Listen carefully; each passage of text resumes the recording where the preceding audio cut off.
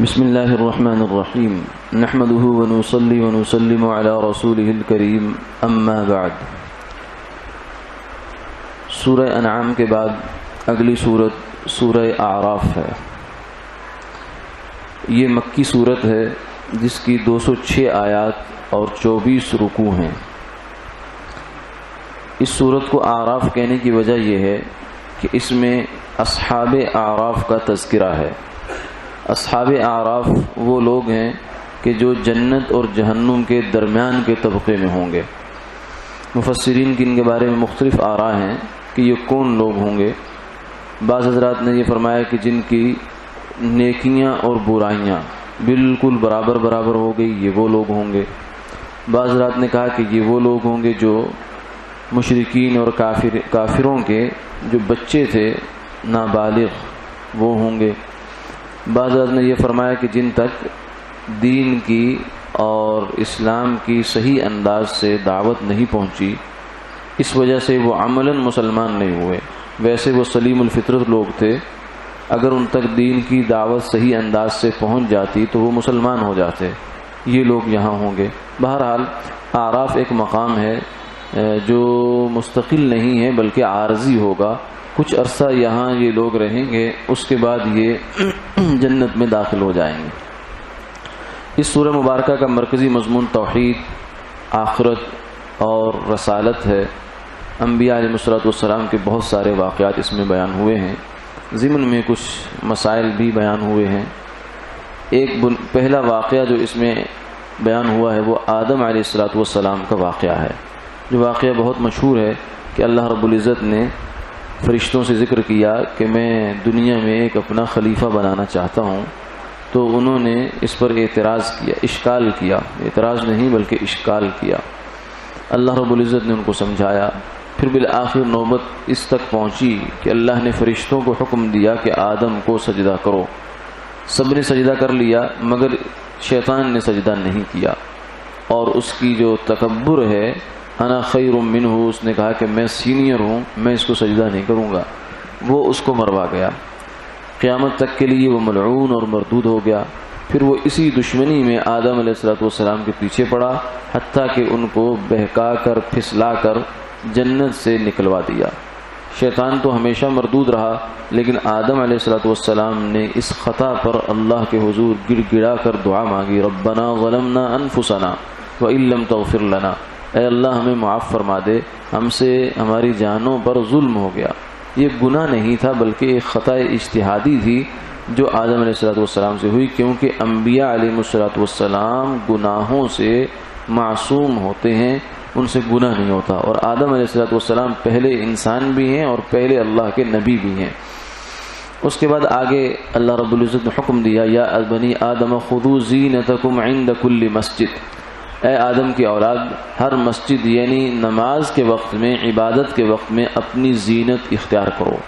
عبادت کے لیے جب آدمی آئے مسجد میں تو اسے عمدہ لباس پہننا چاہیے، صاف ستھرا لباس پہننا چاہیے، یعنی ایسے کپڑے نہیں ہونے چاہیے جسے پہن کر وہ کسی بھی معتبر مجلس میں نہیں جا سکتا، بلکہ کپڑے ایسے صاف ستھرا لباس ہونا چاہیے جسے پہن کر وہ کہیں بھی جا سکتا ہے۔ اسی طریقے سے جو پیش ہونے کا اللہ کے دربار میں انداز ہے وہ بہت ادب والا ہونا چاہیے۔ ادب ہی میں یہ بات بھی داخل ہے کہ ننگا سر انسان کا نماز میں نہیں ہونا چاہیے، بلکہ اس کو کسی نہ کسی چیز سے ڈھانپ لینا چاہیے۔ ننگا سر ہونا یہ عرفاً بے ادبی سمجھی جاتی ہے۔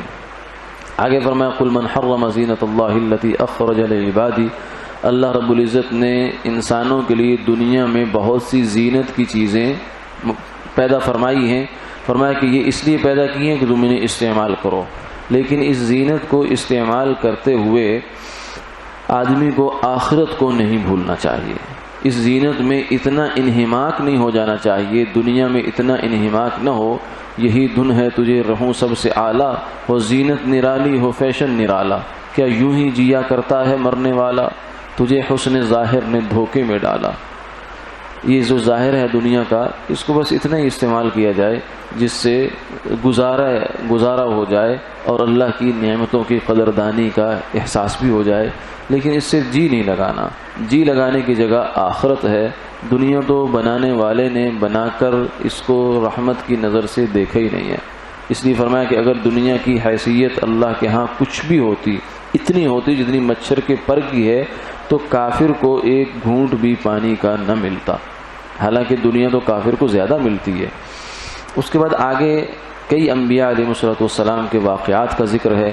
قوم نوح کا سب سے پہلے ذکر ہے، جن کو نوح علیہ السلام نے 950 سال اللہ کا پیغام پہنچایا، سنایا، مگر وہ باز نہیں آئے، حتیٰ کہ عذاب تک نوبت آئی، اور ان پر ایسا عذاب آیا کہ صفحہ ہستی سے سب کو مٹا دیا گیا۔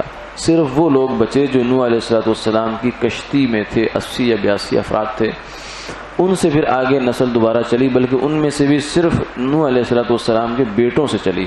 اس وقت جتنے بھی انسان دنیا میں موجود ہیں، یہ سب نوح علیہ السلام ہی کے بیٹوں کی اولاد ہیں۔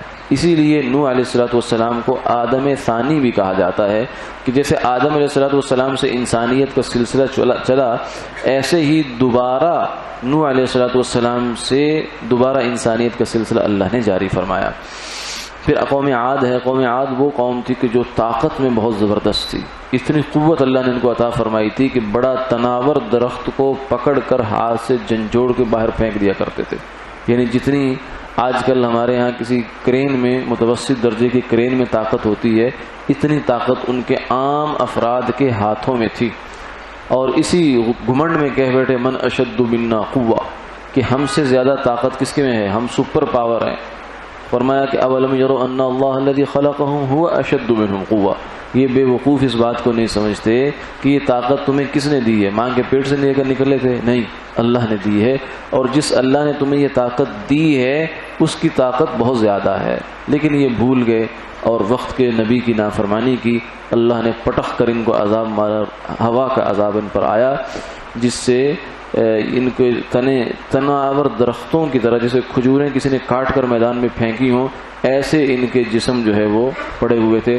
7 روز تک ان پر ہوا کا مسلسل اللہ نے طوفانی عذاب ان پر بھیجا۔ پھر قوم ثمود کا واقعہ ہے۔ یہ وہ لوگ تھے کہ جو انجینئرنگ میں اس حد تک ترقی یافتہ ہو گئے تھے کہ یہ مٹی گارے اینٹوں کا مکان نہیں بناتے تھے، سریا سیمنٹ استعمال نہیں کرتے تھے، بلکہ پہاڑ کو کاٹتے تھے، کاٹ کر اسی پہاڑ کے اندر تراش کے اپنا گھر بنا لیتے تھے۔ ایک سنگل پتھر ہوتا تھا، سٹون پہ ایک سنگل سٹون، وہ ان کا گھر ہوتا تھا، اسی کے اندر کاریگری ہوتی تھی، اسی کے اندر سب سارا فرنیچر سب اسی سے بناتے تھے۔ آج ہم سوچ بھی نہیں سکتے کہ یہ کتنی محنت طلب کام ہے، لیکن یہ لوگ کیا کرتے تھے بڑے آرام سے۔ تو اتنے ترقی یافتہ ہونے کے باوجود بھی جب انہوں نے اللہ کی نافرمانی کی تو اللہ نے دنیا میں ان کو نشان عبرت بنا دیا۔ آج بھی کئی ہزار سال کے بعد ان کے مکان اسی طرح کھڑے ہیں، کوئی تغیر نہیں، اتنے مضبوط مکان ہوا کرتے تھے۔ سعودیہ میں ہیں یہ۔ قوم لوط کا پھر آگے تذکرہ ہے کہ ان کے اندر برائی تھی۔ برائی یہ تھی کہ اپنی جنسی خواہش جو تھی وہ ہم جنس پرستی ان کے اندر شامل تھی۔ مرد مردوں سے، عورتیں عورتوں سے جنسی خواہش پوری کیا کرتی تھی۔ جو اللہ کا دیا ہوا نظام فطرت ہے کہ مرد عورت سے شادی کرے، یہ اس کے خلاف تھے، اس کو نہیں مانتے تھے۔ حضرت لوط علیہ السلام نے ان کو سمجھایا، بہت سمجھایا، مگر یہ باز نہیں آئے۔ اب چونکہ ان کا یہ فعل بہت برا تھا تو اللہ رب العزت نے ان پر عذاب بھی انوکھا نازل فرمایا کہ فرشتے کو حکم دیا گیا کہ ان کی بستی کو نیچے سے اٹھاؤ، جیسے کرین چیز کو اٹھاتی ہے، پکڑا، نیچے سے بستی کو اٹھایا، اٹھا کر اوپر لے جا کر دوبارہ پلٹ کر زمین پر دے مارا۔ بعض مفسرین کی رائے یہ ہے کہ بحر میت اردن میں ہے، ڈیڈ سی جسے کہتے ہیں، یہ انہی کی بستی جب یہ زمین میں آ کر دوبارہ پڑی تھی تو گڑھا بن گیا، گڑھے کے اندر پانی ہے۔ اب اس پانی کی خاصیت کہتے ہیں یہ ہے کہ اس میں کوئی جانور زندہ نہیں رہ سکتا۔ پیچھے سے دریائے اردن سے مچھلیاں آتی ہیں، جو ہی اس پانی میں پہنچتی ہیں مر جاتی ہیں آ کر۔ تو یہ اللہ تعالیٰ نے ان کو بھی نشان عبرت بنایا۔ اس وقت دنیا میں قوم لوط کی جو خرابی ہے وہ ایک بڑے پیمانے پر چل رہی ہے۔ پوری دنیا میں اس کو جو ہے بلکہ اس کو لیگلائز کیا جا رہا ہے، کیا جا چکا ہے، انڈیا میں بھی ہو گیا کہ ہم جنس پرستی جائز ہے، نعوذ باللہ من ذالک۔ یعنی یہ وہ کام ہے جو اللہ کے عذاب کو دعوت دیتا ہے، جس سے ایسی ایسی بیماریاں انجام وجود میں آتی ہیں کہ جن کا نام بھی انسان نے نہیں سنا، سر پکڑ کے لوگ بیٹھ جاتے ہیں کہ یہ کیا مصیبت نازل ہو گئی۔ یہ اس وجہ سے ہوتی ہے کہ انسان اللہ کے بنائے ہوئے نظام فطرت سے بغاوت کرتا ہے۔ پھر آگے قوم شعیب کا تذکرہ ہے۔ یہ وہ قوم تھی کہ جو تجارت میں بہت فروغ پایا، انہوں نے بہت بڑے تاجر تھے، بزنس مین تھے، لیکن یہ اس میں ڈنڈی مارا کرتے تھے، ناپ تول میں کمی کیا کرتے تھے۔ شعیب علیہ السلام نے کہا کہ ناپ تول پورا کرو، ملاوٹ نہ کرو، جیسا کیسا تم اپنے بارے میں لوگوں سے چاہتے ہو، توقع چاہتے ہو، انصاف چاہتے ہو، تو تم لوگوں کو بھی دیا کرو۔ لیکن انہوں نے نہیں بات مانی۔ انہوں نے کہا کہ یا شعیب، کیا تمہاری نمازیں اس بات کا حکم دیتی ہیں کہ ان نفعل فی اموالنا ما نشاء؟ یہ مال ہمارا ہے، بزنس ہمارا ہے، ہم جو چاہیں اس میں کریں، تم کون ہو تو اس میں دخل دینے والے؟ جیسے آج بھی کچھ لوگ کہتے ہیں کہ علماء کو چاہیے کہ وہ اپنا کام کریں، بینک کیسے چلنا ہے، کمپنیاں کیسے چلنی ہیں، ملک کی معیشت کیسے چلنی ہے، سود ہونا چاہیے نہیں ہونا چاہیے، یہ ہم جانتے ہیں، ہم بزنس والے جانیں گے، علماء کو اس میں دخل دینے کی ضرورت نہیں کہ سود حرام ہے، بینک میں سود ہے یا نہیں ہے۔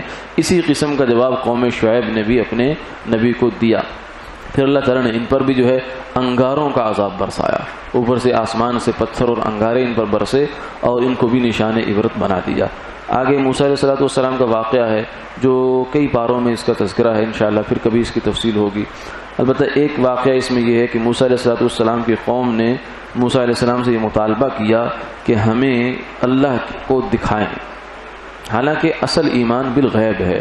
نبی کہہ دیتے ہیں کہ اللہ ہے تو قوم اور انسانوں کو ماننا پڑتا ہے، کیونکہ نبی جھوٹ نہیں بولتے، ان کی صداقت اس بات کی دلیل ہوتی ہے کہ جو کچھ بول رہے ہیں وہ ٹھیک بول رہے ہیں، کیونکہ کسی ایک انسان کے معاملے میں انہوں نے کبھی جھوٹ نہیں بولا، تو اتنی بڑی انسانیت کا بوجھ وہ اپنی گردن پر کیوں لیں گے؟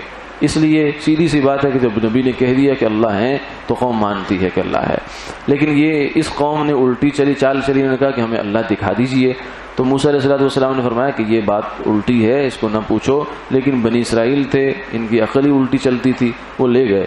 موسیٰ علیہ السلام جب ان کو لے کر کوہ طور پر گئے تو اللہ رب العزت نے جو تجلی ڈالی اپنے جمال کی تو یہ سارے مر گئے۔ پھر موسیٰ علیہ السلام پریشان ہو گئے، یا اللہ میں تو ان کو لایا تھا اس لیے کہ قوم کو جا کر یہ بتائیں گے کہ ہم اللہ کو دیکھ آئے ہیں، تو یہ تو یہاں کوئی معاملے کچھ اور ہو گیا۔ پھر دعا مانگی اللہ تعالیٰ سے، ان کو زندہ کیا، اللہ تعالیٰ نے واپس لے گئے۔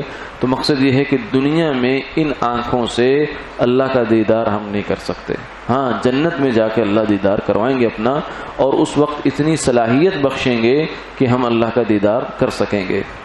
اس کے بعد آگے اسی صورت میں عہد الست کا تذکرہ ہے کہ جب اللہ نے آدم علیہ السلام کو پیدا کیا، حدیث پاک میں تفصیل آتی ہے، تو ان کی پشت پر دست قدرت پھیرا، جتنے انسان قیامت تک آنے والے تھے ہم بھی اس میں شامل تھے، ان سب کو چیونٹیوں کی شکل میں ایسے میدان میں پھیلا دیا، نکل آئے سارے باہر۔ یہ ان کی گویا کہ مثالی صورت تھی ایک۔ اور ان سے پھر پوچھا الست بربکم، کیا میں تمہارا رب نہیں ہوں؟ بعض روایات میں یہ بھی آتا ہے کہ سب روحوں نے سرکار دو عالم صلی اللہ علیہ وسلم کی طرف دیکھا کہ آپ کیا جواب ارشاد فرماتے ہیں۔ جب آپ نے جواب ارشاد فرمایا بلا، کیوں نہیں، آپ ہمارے رب ہیں، تو سب روحوں نے اسی کے جو ہے اقتداء میں سب نے کہا بلا، ہم نے بھی یہ اقرار کیا ہے۔ باقی رہا یہ کہ یہ ہمیں اقرار اب یاد نہیں ہے، تو یہ ہماری اصل فطرت میں موجود ہے، چاہے یاد ہو یا نہ ہو، واقعہ تو گزر گیا ہو گیا۔ جیسے انسان بعض دفعہ کوئی خواب دیکھتا ہے تو اسے صبح اٹھ کر تو یاد نہیں رہتا، وہ کہیں پھر یاد آتا ہے کہ ہاں میں نے ایسا خواب دیکھا تھا، تو واقعہ تو ہو چکا، اب یہ حافظے کی کمزوری یا کمی ہماری ہے، اس واقعے پر اس سے کوئی اشکال نہیں پڑ سکتا۔ پھر آگے آخر میں جا کر اس سورت مبارکہ کے اندر ایک آیت ہے وَإِذَا قُرِئَ الْقُرْآنُ فَاسْتَمِعُوا لَهُ وَأَنصِتُوا لَعَلَّكُمْ تُرْحَمُونَ۔ اس میں قرآن پاک کا ایک ادب ذکر فرمایا گیا کہ جب قرآن پاک کی تلاوت ہو رہی ہو تو اسے خوب دھیان سے سنا کرو، وَأَنصِتُوا اور خاموش رہا کرو، لَعَلَّكُمْ تُرْحَمُونَ، ہو سکتا ہے کہ یہی عمل اللہ کو پسند آئے اور تمہارا کام بن جائے، تم پر اللہ کی جانب سے رحمت نازل ہو جائے۔ تو قرآن پاک کا پڑھنا مستحب ہے عام حالات میں، لیکن جہاں کہیں پڑھا جا رہا ہو تو سننا اس کا واجب ہے، اس لیے فرماتے ہیں کہ اگر اپنی تلاوت آپ کر رہے ہیں تو اتنی اونچی آواز سے نہ کریں کہ دوسرے لوگ اس سے متاثر ہوں، کیونکہ ان کے ذمہ پھر اس کا سننا واجب ہو جاتا ہے۔ پھر اسی سے یہ مسئلہ بھی معلوم ہوتا ہے کہ نماز کے اندر جب قرآن پاک کی تلاوت کی جا رہی ہو، چاہے وہ نماز جہری ہو، یعنی جن میں اونچی آواز سے تلاوت ہوتی ہے، مغرب، عشاء، فجر، یا نماز سری ہو جیسے ظہر اور عصر، اس میں یہ بات یقینی ہے کہ امام تلاوت کر رہا ہے، چاہے وہ ہم تک پہنچ رہی ہے یا نہیں پہنچ رہی۔ تو جب قرآن پاک کی تلاوت ہو رہی ہے تو فاستمعوا، اس کو دھیان سے سننا چاہیے اور خود انسان کو خاموش رہنا چاہیے۔ سورہ فاتحہ بھی نہیں پڑھنی چاہیے اور اس کے بعد قرآن پاک کی جو تلاوت ہے وہ بھی نہیں ہونی چاہیے۔ اسی بات کا تذکرہ احادیث میں بھی آتا ہے۔ آپ نے فرمایا انما جعل الامام لیؤتم بہ، امام اسی لیے بنایا جاتا ہے کہ اس کی اقتداء کی جائے۔ اذا قرأ فانصتوا واذا قال غیر المغضوب علیہم ولا الضالین فقولوا آمین، کہ امام کے پیچھے جب تم کھڑے ہو، جب وہ قرات کرے تو تم خاموش رہو، جب وہ کہے غیر المغضوب علیہم ولا الضالین تو تم کہو آمین، یعنی تمہارا کہنے کا کام آمین ہے، قرات امام کے پیچھے کرنا تمہاری بات نہیں ہے۔ انما قراءۃ الامام له قراءۃ، جو آدمی امام کے پیچھے ہے اس کی قرات امام ہی کی قراءت ہے۔